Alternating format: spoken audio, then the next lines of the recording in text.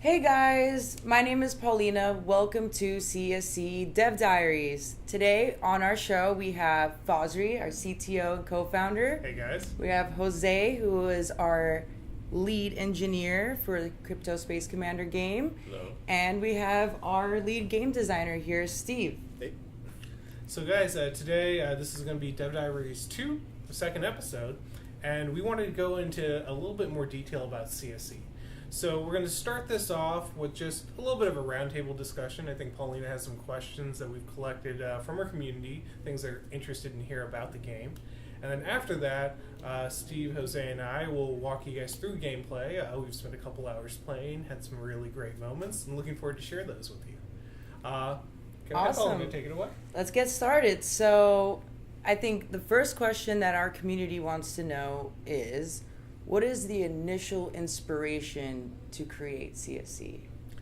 Well, this kind of goes back to me and space games. My entire life, I remember playing Freelancer at a really young age, and just completely captivated me. I probably spent way too many hours playing that game, probably the cause of bad grades through grade school and high school. But Freelancer was a wonderful game. It was an expansive world, and it really got my love for space exploration games. After that, EVE Online, Star Citizen, Elite Dangerous, and various other titles really have always drawn me into this universe where I'm the commander and I can control my destiny. And I've always felt that there's maybe something I would do different if I could make the game, and I think actually Crypto Space Commander is one of the reasons I got into the game industry. I've always wanted to make a space-based RPG. I wanted to focus more on fun mechanics and the macro economy of the universe versus super realistic dogfighting type mechanics. And I think that's really what CSC is becoming. It is a strategic space MMO where users are going to be able to use their knowledge and wit and being able to work the game from a numbers-driven perspective instead of being a hotshot fighter jock. Awesome. So Jose, from an engineering standpoint, what are some aspects of the game that if you had all the time in the world that you would spend most of your time focusing on? If I had most of my time of the day to perfect this... Please note, I'm going to be adding that to your sprint schedule, whatever you mentioned here. Sorry, continue. No pause. Yeah. Definitely, I would love to get the look and feel of the space to make get all these effects, all these awesome shader effects that we can have in here to make it look really awesome and beautiful. And every time you actually perform action, like maybe an explosion or something, it looks like you get that wow factor. It's like, wow, that was awesome, you know. And that's something that I would like to have in the game. And as in Falls, I love space shooter games. I created my own as well, and I definitely love to get those skills that I got from that to be able to put it here as well for you guys, and hopefully you guys will get to enjoy that and get the awesome love that we have for space shooter games. Awesome love. Awesome love. Yeah. Speaking of awesome love. So Steve, yes. From the game design standpoint, you know, there's so many different space movies and sci-fi movies out there. What are your top 3 favorite sci-fi space movies that you could of attribute to your design vision for CSC? Movie-wise for this game? That's a good question. Let's see. There's Star one. Wars. sorry. I could say Star Wars. That's like the easy answer, right? But one would probably be 1985 version. We go, yeah. Last Starfighter is definitely one of those, and then I guess Firefly is a big inspiration as well. Definitely. I guess Star Wars. Star Wars is definitely a big influence. It's like one of the biggest, space movies, space like epic trilogies, or I guess it's more than a trilogy now. But yeah, definitely those would be the top 3, I would guess. There's definitely more. There's definitely a lot of games, like you said. There's like Star Control from back in the day, Freelancer, and all that stuff. Definitely big influences. So, yeah, it's probably not just movies, mostly games. You mentioned all these movies, and in thinking long-term vision for CSC, what kind of models do you think that you are going to use in order to accomplish your final goal? Or is the goal ever going to be completed? There's probably going to be like arcs in this game, so there'll definitely be situations where players are going to go through a specific arc in the game, and there may be a conclusion to that arc. But in general, this game is going to go on forever. It's like an MMO, so there's no true end to the game. You're just going to continue exploring the game. We're going to continue adding more content to the game, so the players just continually going to find new content. Yeah, can I actually explore? Yeah. I want to jump in on that. I think a big important part about this game is actually you guys, the community. We want this universe to be developed by the players. Your asks, your wants, your desires in the universe will facilitate that. And I really want conflict and story to be part of the narrative that players are putting together. I mean, already we have competitive corporations in the game and clans. That's actually an amazing thing to see since we're pre-alpha launch. And I'm looking forward to seeing how we could help facilitate more of that. And I think that really excites me. We're going to write some great content. We're going to have some great story come out for the CSE universe. But I'm looking forward to how you, the players, take that, fill it, and kind of make it your own. This universe is really being created for you. So whatever you guys want to make of it. So we're looking forward to be along for the ride, really. That's awesome. So my next question is for everyone, and it is... Video game developing could be a tiring process, as all three of you guys know. Yeah. Fazri, I don't think, has slept for more than 2 hours and since I started working here, which is a little bit of a while now. How do you guys refrain from burning out? Well, I can't speak for everyone. I think I'm a unique case here, but I mean, I wasn't always in the game industry. I actually started my career in finance and banking, and I absolutely hated it. So anytime I feel even a little bit stressed at my job, I just think about that. I'm like, this is easy. I make video games for a living. It's hard work, it's grueling, it's long hours. But in the end, I'm making something of entertainment that people get to enjoy and play, and there's no greater feeling in the world. So that's what keeps me going. Anyone else can try to top that answer? Well, for me, when I first started looking for jobs when I was in college, I actually didn't want to be video games. Not that I didn't want to be, it wasn't my first choice, but I didn't get to the school that I wanted to, so I was like, you know what, I'm gonna go a video game programmer. And ever since then, I have not regretted that decision. I always like to come to work every morning. I want to come to work. I want to make games because I love making games love making games, playing games. And ever since I was a kid, I loved playing games. So it was a good decision that I made, even though there's, parents usually doesn't want to agree at first, because that's not what they wanted me to be. But, I got to be a rebel a little bit sometimes. Rebel video game maker. Yeah. So I do enjoy this. I know there's other people out there that kind of like really? You're going to making games, But I don't really care. I mean, the most important part is being happy, and if you find something that you can be happy about throughout your life, might as well just go for it.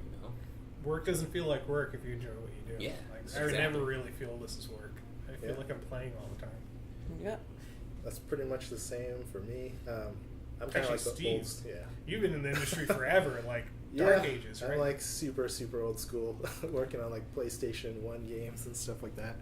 I worked for big companies and, going through the same motions where you're like this little cog in this giant machine. So hours, definitely doing 12, 15-hour days, like 7 days a week sometimes. So like that kind of stuff really drains you, like emotionally and just physically. But, here at Lucid Sight, it's not like that. It's very, very kind of, if you need to take time, you can take some time, but you just do your work, which is obviously super enjoyable because we love the game and the genre that we're working on right now. So that's one big plus. You just definitely want to come to work and keep plugging at it, making that game just that much better every single day.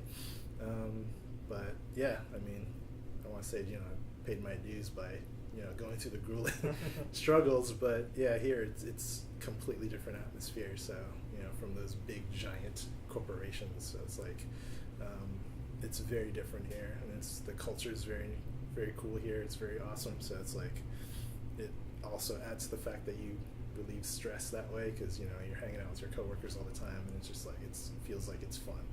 So, you know. I wonder how many job applications we're going to get after this video.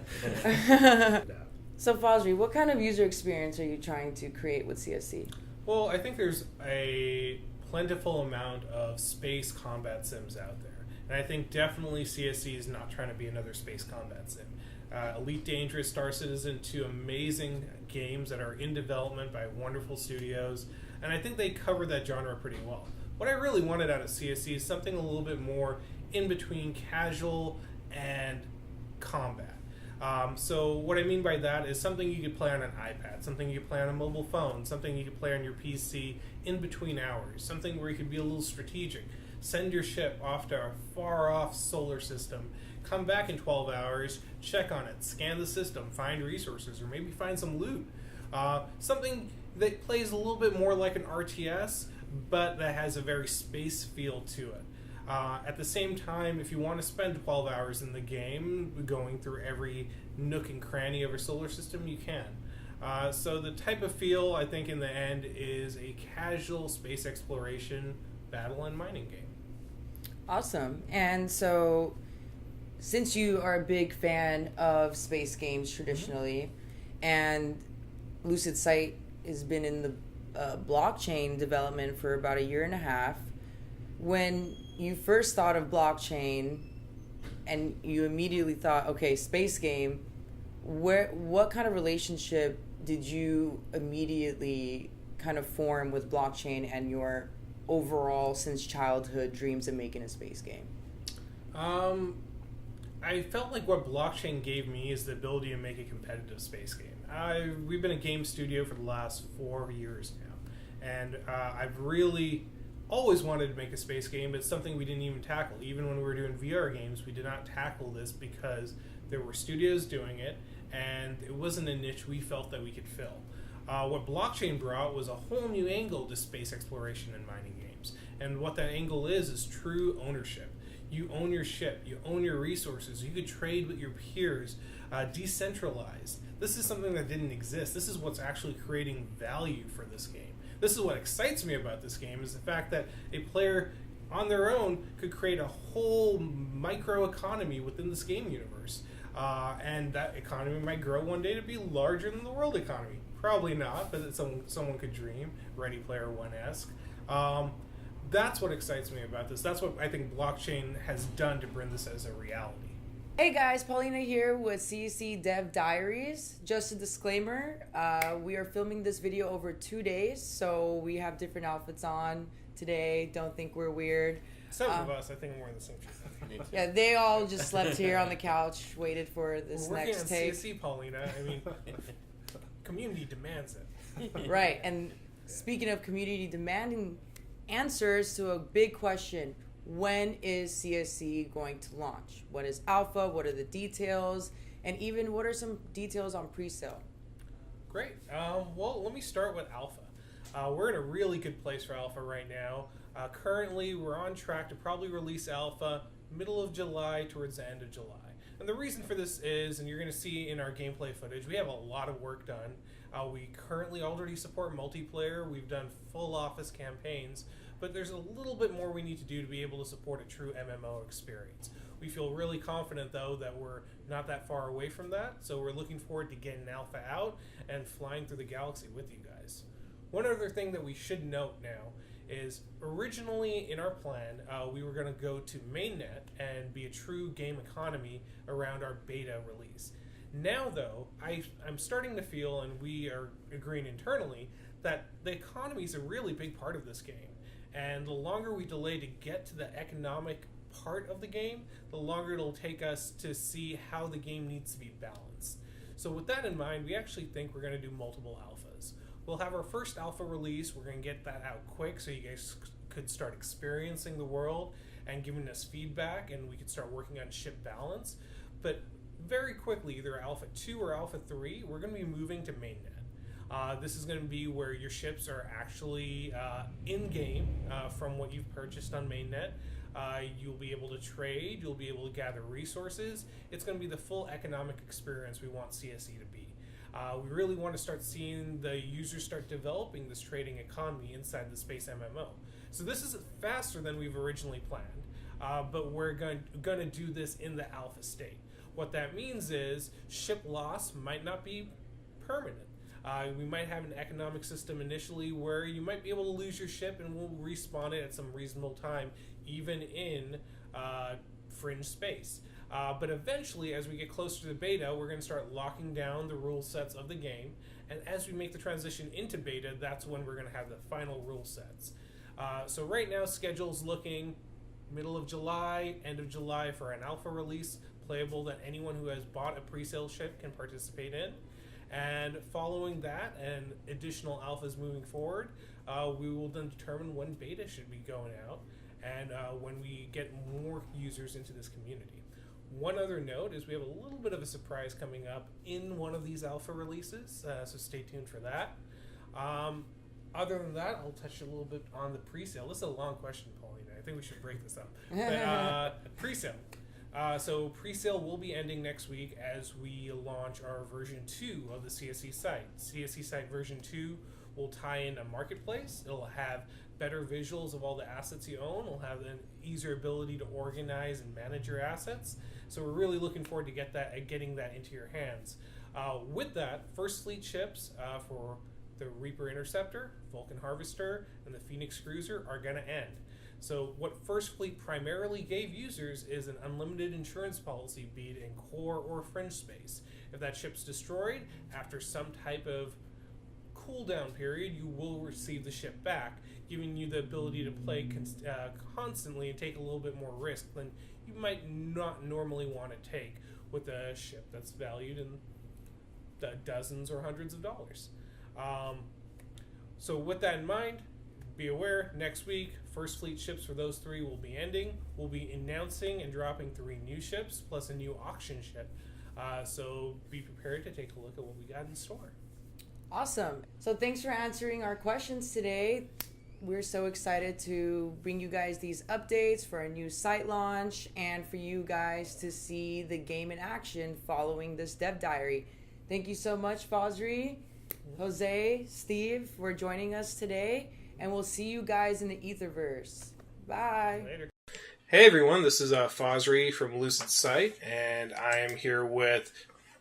I'm Jose, guys. It is lead engineer for CSE. Hey, and this is Steve, lead designer. And we're here today to actually go over actual gameplay. So we're going to go through a lot of different functionality of CSE, where the game is right now, and then we'll talk a little bit about where it's going to go in the future. But let's get started right now. All right, first screen you guys are seeing here is our wonderful UI and an Alcubierre bubble that just popped out our Reaper Interceptor. So the Reaper Interceptor was one of the first ships we came up with for CSE, one of Steve's favorites. Right, Steve? Sure, yeah. I like them all. I'm trying to avoid me talking this entire time, so you guys feel free to jump in. First thing we're showing here is actually how you move in the game. So moving in CSE is very RPG-like, MMORPG-like. You click on a location. That location highlights with a little grid pattern. Your ship flies towards it via AI, comes there, and comes to a stop. Simple, easy, intuitive, and it's also really performant for when we have to scale to have hundreds of ships on the screen at a time. As you can see with the UI, we have player stats and HUD details at the top left, radar, minimap, and global map, or at least sector-wide map on the top right. I could zoom in and out with the mouse. I'm dragging the screen around. The distance I could zoom out is actually based on your ship's viewability area. So the larger your sensor field is, the larger you can zoom out. This is more important for larger ships, as you'll see later in the video here. Let's see, what else am I doing? I apparently really like turning the ship around. That's nice. I do like the debris when you turn around. Oh yeah, that's the stars. The star fields. Yeah, Yeah. that's cool. Oh yes, hiding UI. So for those who want to be a little bit more minimalistic, that's an option for you. As you can see, there's sliders at the bottom right. You'll see us use it later. That's actually how you balance power. So a big portion of this game, a big portion of CSE is going to be stats driven. So what modules you have equipped, like I got 3 turret modules and 1 shield module here. First one's a photon missile launcher, 2 are some type of energy pulse weapons. I turned on my shields, looks all fancy. And as you can see, when I turned on my shields, my power usage went up and went down. And right now it never goes to 0 because having weapons takes a little bit of power away. So weapons are always going to require some power just to be active, but when you use the weapons, you're actually going to deplete your offensive power as well. And right here I was just demonstrating full speed and all stop, just simple macros that'll help you command your ship. Again, CSE is all about ship command. You are the captain of this ship. And some ships, you might want them to be quick and nimble, like what I'm doing right now with this Reaper Interceptor. I just pumped all my power to engines, and I'm going at pretty fast speed. Actually, fair note, all the numbers, the HP numbers, the speed numbers you're seeing here aren't our final stats. We're still working on balancing that. So bear with us. This might be different from the playable you guys will have here shortly. Anything you want to toss in, Steve or Jose? Again, I'm talking quite a bit. Silence. Never should have silence, guys. Come on, say something. They can't see you. Jose, why are you taking off your pants? No, they can't see, Yeah, there we go. So, Jose, you've been working on this game for quite some time. What do you like about the Reaper Interceptor? I do like about the Reaper is that it's super fast.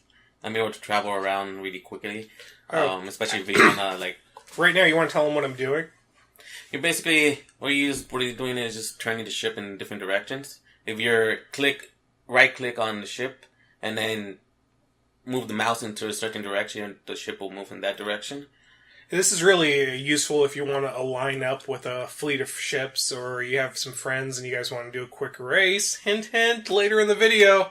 Please don't skip to the end. I swear it's not the best part. There's cheating involved. No, it is the best part, actually. The end of this video is the best, but just bear with us. This is all like the meat and potatoes. You kind of have to see how the game works. Look, I'm showing shields. So exciting. Look at that number go up. Come on, guys. All right, who wants to take bets? When does that fill up? 5 minutes from now? 10? Who knows? I know, since I designed. Oh, there you go. Never mind. Alrighty.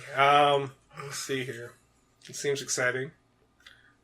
Yeah, it was cool. In retrospect, probably should have cut more of this dead space out, but I really thought when we were recording this, we're going to need some real-time discuss. Oh, I'm explaining galactic coordinates. That's what. So I'm showing that we're at Proxima B, which is actually not a system, that's just placeholder text, at sector 14234. Again, also not a thing. And then in this sector, we are at galactic coordinates negative 7,170 X and galactic Z at 6,399. So that's actually important. Galactic coordinates are going to be local for each sector. This is a sector. Each solar system could have dozens to hundreds to maybe even over 1,000 sectors for a player to explore. So already, even with just 50 systems that we have in MEA, if we were to expand it out, you might have over 5,000 sectors of space that will have some exciting things to find. We'll see exactly how dense we break up sectors, but that's something we'll probably be changing over time as we get a better handle on balance. Ooh, a rock! Space rock. That's all I got. Yeah. What am I doing? Well, definitely in that sector map that you guys saw earlier, you're able to click anywhere in that map and be able to go into that direction. Oh, that's handy, actually. Yeah. So you're able to click on it and look like an asteroid or a certain point of interest.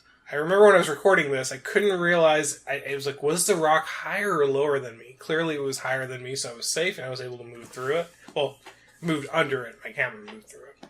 One thing to note, actually, important fact. So, we are a little bit loose with collision detection, and the main reason for that is we didn't want to deal with the full physics overhead to prevent slight clipping of both ships and spatial debris. Your ship's going to try its best to avoid collisions, but in the case where it does clip, it's going to clip. You're not going to take any damage. That's just going to be part of the game. And this is just to reduce our physics calculation overhead to put that towards things like lighting effects, fancy lasers, a really cool mining beam you'll see later.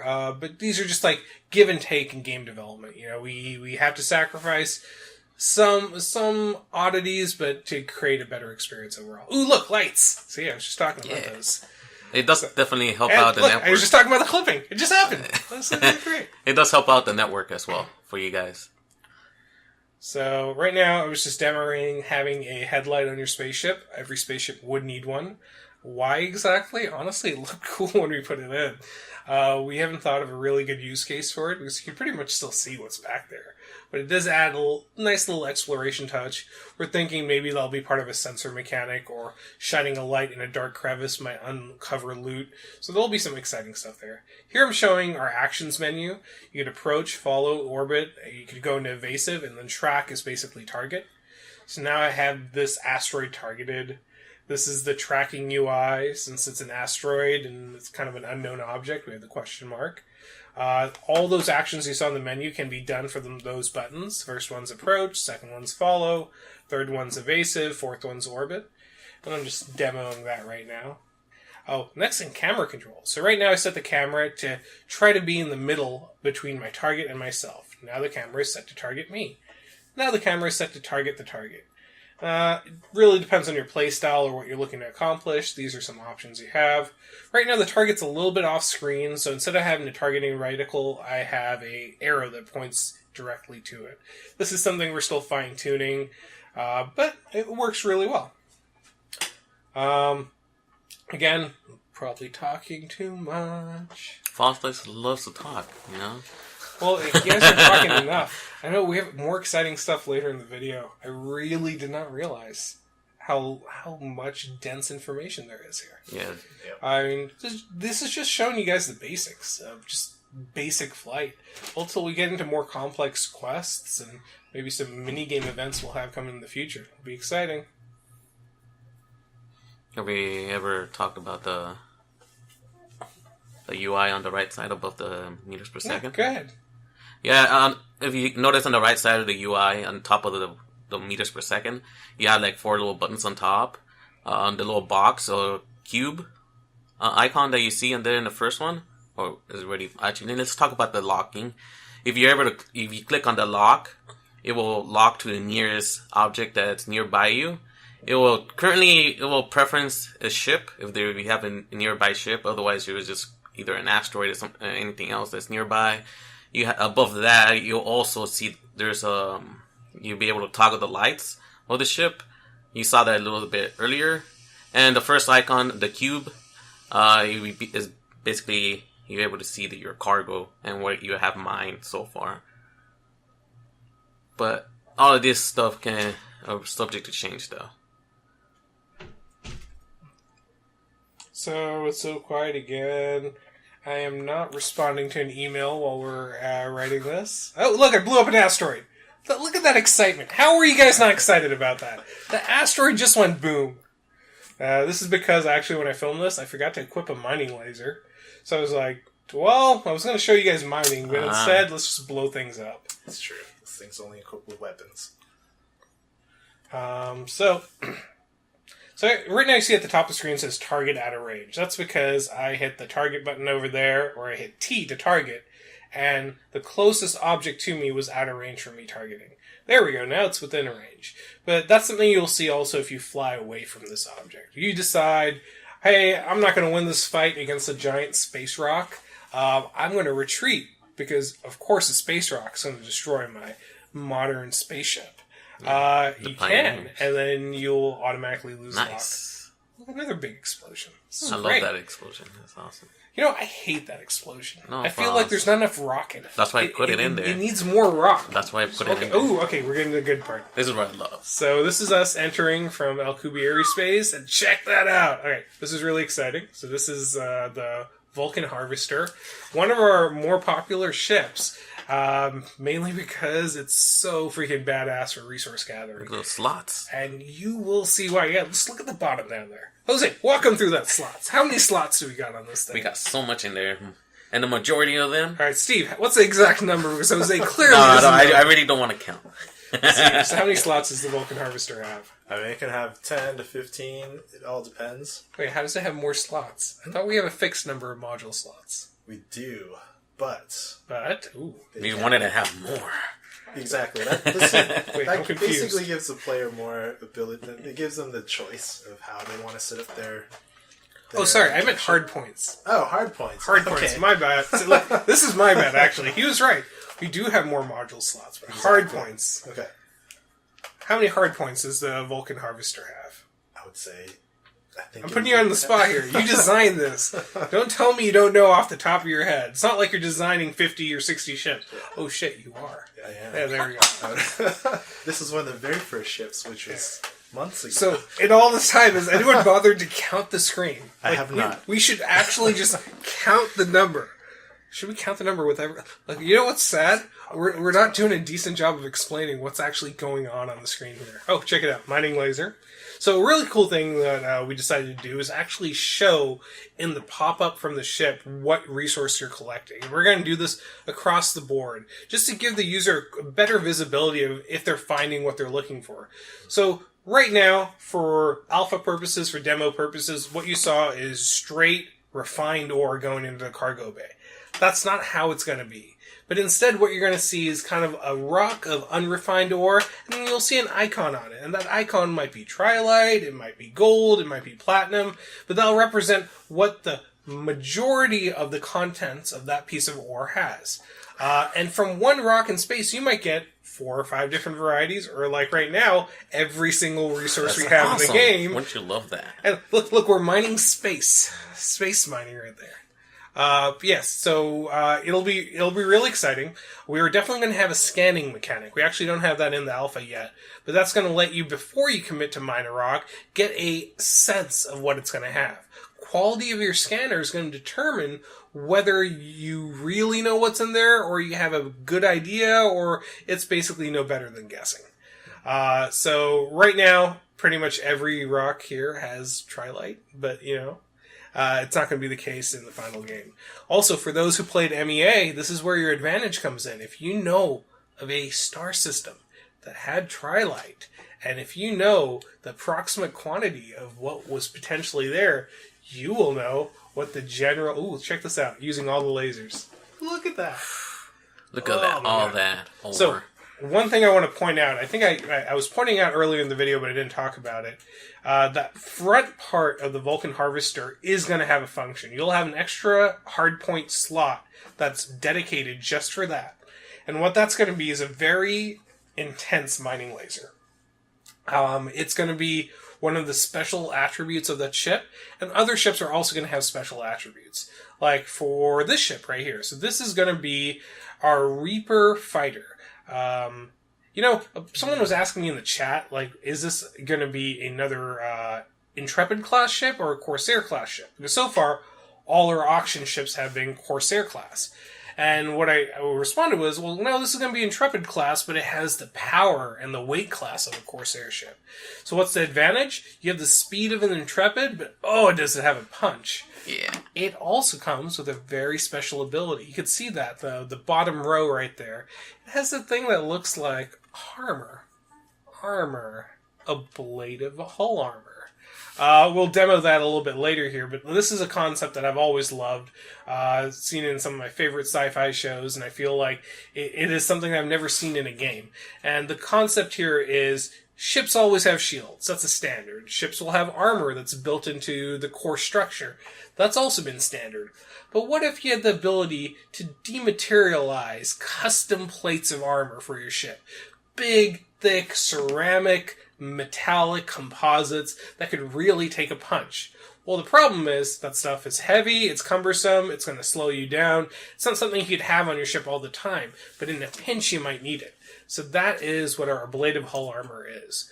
When we activate it, it dematerializes armor across the ship in an amazing effect, by the way. Actually, we have some great sound just for that one function. The reason you guys aren't hearing any gameplay sound right now is it's pretty much all placeholder.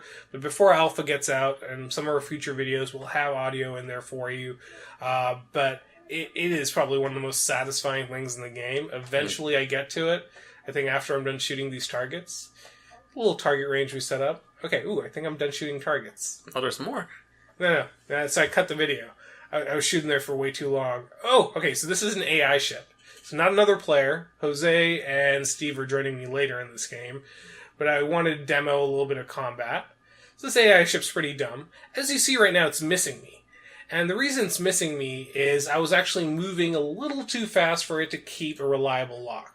The faster I move in relation to that ship, the more difficult it is to hit me. Now this is just a really, really basic hit or miss algorithm. We're actually working on a little bit more comprehensive one that takes into account mass and different types of modules you'll have in your ship. So all of those will account for your ability for a player or an NPC to be able to hit or miss you. And then there will be also a factor for critical hits. Some shots might just get lucky and deal a little bit more damage. So right now I'm demonstrating, I have the ship targeted, I'm orbiting. Oh shit, it looks like I'm damaged. Yep, smoking. Oh, and look at that UI. So this is a UI glitch, as you clearly see. It is fixed. It's fixed now. We discovered it while making this video. Bugs. Gotta love pre-alpha games. Alright, so I just got some loot. Let me steal it. Oh yeah, fresh loot. What did I get? Oh, Trilite. Ooh. So Trilite, we've talked about this a little bit in our blogs, but might as well go into it right now. I mean, Trilite's one of the rarest resources in the game. Actually, no, false. Wait for shield. Oh, yes! The armor. The armor. Oh, we should run that back. Oh, whatever. Let's not talk about Trilite. You guys want to see that again. I think I do it again later on in actual combat, so you'll get to see it. That is the special ability of this ship. This ship will be the only Intrepid class at launch that has armor. Armor will be a module that can be added to other ships. Okay, you gotta take a look at this before I go into that. So I just want to show how powerful the ship is. It's now taking on 3 Corsair ships. Yes, they're AI driven, but whatever. And 2 Reapers. It just destroyed one. It will just tear through them. Its speed is so fast. I don't know why I stopped there. Speed is so fast that it's able to avoid shots when it moves. And the amount of hard points it has lets it equip a good chunk of weaponry. Its base power reserves right now is enough to run most of those weapons completely active. You'll see this later in the video, but I overused my weapons in a battle, and actually I think later in this video, you'll see an overload symbol come up at the top of the screen. But right now, I'm just taking hits. I got my ablative armor on. It's actually almost gone. I only have 50 units left. Armor gets shut off. There we go. It goes off. No. So I'm going to go back to shields. My shields are activated. Shields are nice because they recharge. The ablative hull armor does not. You're going to have to repair it when you go back to a dock. So it's really great, but it's use it and lose it, and then you have to repair it. Similar to hull. Hull itself can't be repaired while you're in space. It's something you do in dock. Right there, I think I got that guy. Almost. There we go. So, I don't know if you're noticing, I'm switching between 2 different weapons. I'm switching between the pulse weapons, which is an energy-based weapon, which is green, and then the purple weapon between the rocket launchers there, that is a basic Gatling gun. These are 2 different damage types, and you can tell damage type by the color of the damage number coming off the ship. So the blue color right there is energy. Energy weapons work really well against shields, not so much against armor, and pretty equal against hull. Kinetic weapons tear through armor, so right there, the missile plus that machine gun, kaboom.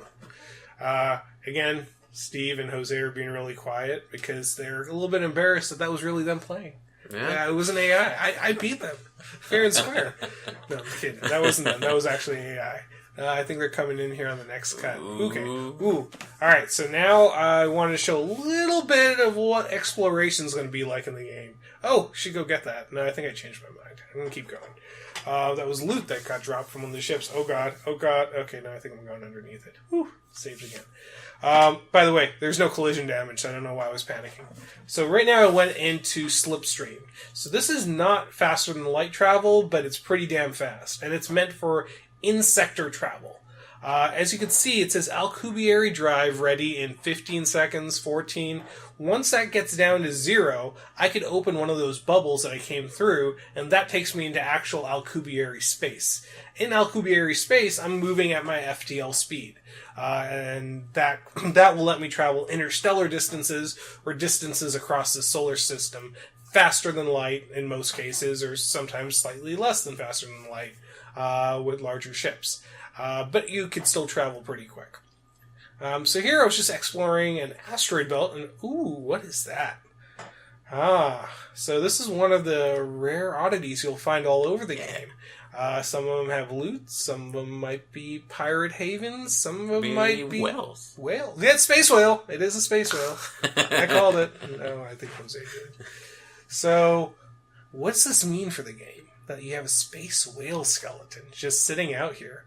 Well, Jose, what's it mean? What's the mean? Well, what's it mean? What's it mean? It means that there's... Are there space... Are you committing right now to adding space whales as a feature? I'll stay quiet. No.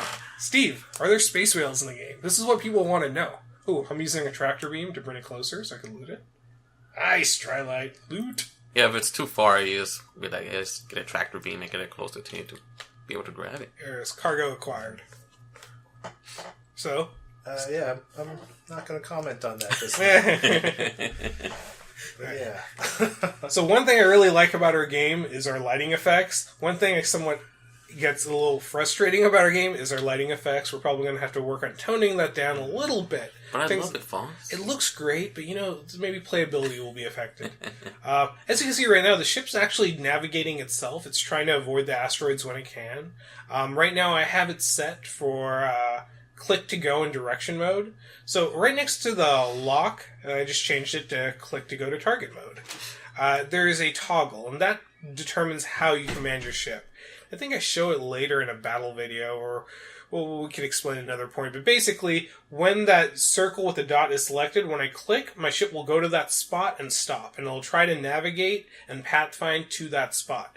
That also works in the global map. When you open up the large map and you click, it'll try to navigate to that spot. If I don't have that selected, when I click, the ship will move in that direction and keep going at whatever max speed I currently have set. So this is actually really important because this motion right here is great for exploring and questing, but you really do want to use click to go in an infinite direction for combat, and you'll see that later. Alright, switching up. So, Jose, Steve, you're in this match with me, right? In this game now. Alright, so I am a plucky explorer, just trying to make ends meet, get some resources, make a little bit of ETH, and then I come in, gonna battle him to steal his loot. Okay, yes, you're in a freaking Reaper Destroyer. I'm in a common Corsair, a Phoenix Cruiser. Why the hell are you picking on me? There's no way I'm going to take you out. Look at that. Look at that damage. 200 damage per photon missile shot. 200 damage. This space is mine. Yeah. Luckily, he didn't actually blow me up. At this point, I should be dead. Oh, and then you're using a... I'm just messing with you. You're using like a small class machine gun? Why do you even have a small class machine gun? I just want to mess with you. You're doing 1 damage to my shields. My recharge rate is 10 per second. I think I'll be able to survive. Yeah, I just want to mess with you. Alright, so now we decide we're going to fight it. Alright, so now I'm using the same tactic, of course. Let's both shoot really weak machine guns at our shields. Now, this is great to point out. The shield damage reflection system is actually pretty amazing here, and you can see it as it's going through. Like we're showing every hit point, every kinetic damage. It's pretty nice. The lighting too. The lighting's phenomenal. This game just looks great. I mean, you guys have done a great job, Jose and our art team, which will be in future videos. Actually, the guys will get to meet them. We'll do some playthroughs with them as well. There he goes. So Steve came to save me. Steve, he needed help. I clipped. Small ship. Yeah, so he is in our next auction ship, our Reaper Fighter. That thing's gonna devastate. Technically, played right, that Reaper Fighter has a pretty good chance, somewhat, against a Prometheus battleship. Oh, pretty good chance in the sense that, like, if it got completely lucky, and Jose doesn't know how to fight. They almost got me. Oh, actually, we did almost get you. But look, the game's not balanced. It's fine. I wanted to win. I went out of range, so you've seen the target lock happening. All right, come on, save me, Steve. I'm on Save me, fire. Steve. My I'm on shields are pretty fire. much gone. Wait, Come on, what? yes. What's this? You came to save me in a kick-ass ship. It goes to show, I mean, even if you have a really good small ship, You almost got me, though. So you're Yeah, telling me it's- the big ships always win? So not really. If you play it right. Oh, I mean, okay. Obviously. My favorite part of the video. So we're getting to another mechanic. So this actually came up in our community chat. One of our community members brought up, it'd be great if there was some type of racing mechanic in the game. Little did they know, me and Jose, as we were working on one of our builds, had actually laid out some asteroids to race.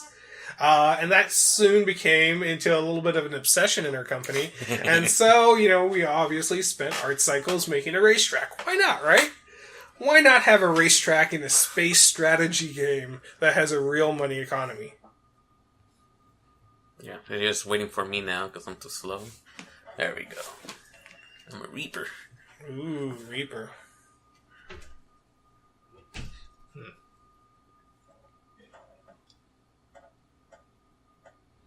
Alright, so we're starting up. We got really quiet there. I was, again, not responding to an email. And thanks, Jose and Steve, for getting my back on that one and continuing the dialogue. Oh, yeah, you guys are awesome. You guys are awesome. Like, right there, I chose to destroy that because I didn't like the fact it was uneven. Yeah, it was really frustrating me when we were getting ready to take off. So, what ship's gonna win, guys? Who do you think? Who do you think? Whoa. Yeah, I think we're lost. I don't know about this.